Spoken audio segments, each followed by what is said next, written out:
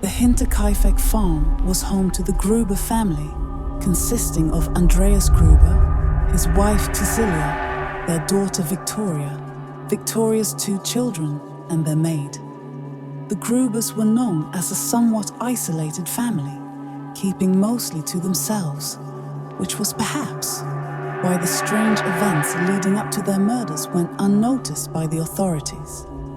In the months before the massacre, Andreas Gruber began to notice strange things happening on the property. Footprints appeared in the snow, leading from the nearby woods to the house, but none led back. A set of keys disappeared.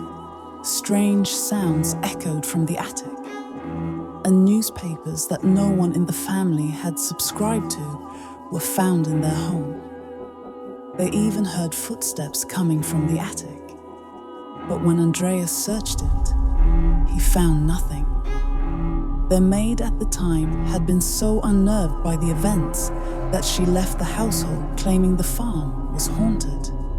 The Grubers didn't contact the police. Then, in late March of 1922, something horrific happened. Over the course of a few days, a neighbor noticed that the family had not been seen, and the farm seemed eerily quiet. The cows were still being milked, and smoke was seen rising from the chimney, but the family was nowhere to be found. When neighbors entered the farmstead to check on the family, they discovered a scene of unimaginable horror.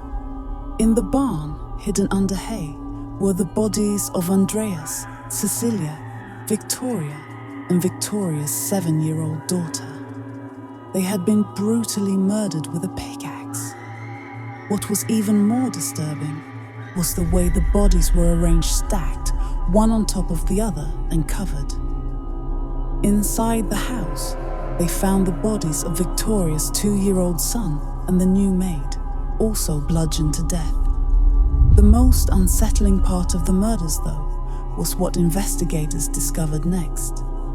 The killer, after slaughtering the family, had stayed at the farm for days. They had fed the livestock, eaten meals from the family's pantry, and stoked the fires to keep the house warm.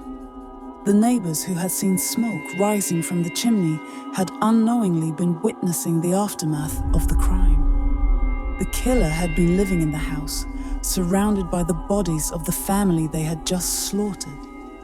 What made the case even more bizarre was the lack of clear motives or suspects.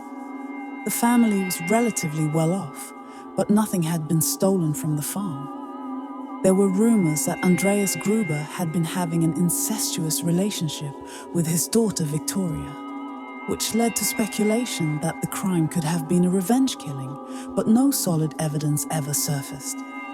Despite a thorough investigation, the killer was never found.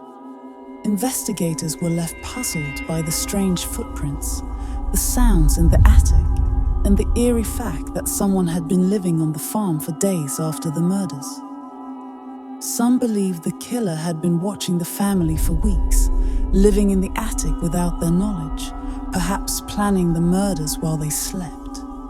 Even more disturbing is the fact that little Cecilia, Victoria's daughter, had apparently survived the initial attack. Investigators found clumps of her hair in her hands, suggesting that she had pulled it out in terror as she lay dying next to the bodies of her family. The Hinterkaifeck murderers remain one of the most chilling unsolved mysteries in criminal history. The thought of a family being stalked by an unknown presence in their own home, footsteps echoing from the attic above them, and then murdered in such a brutal fashion, leaves a lasting sense of dread. The fact that the killer continued to live among the bodies for days, seemingly without remorse, adds an even more terrifying layer to this unsolved horror.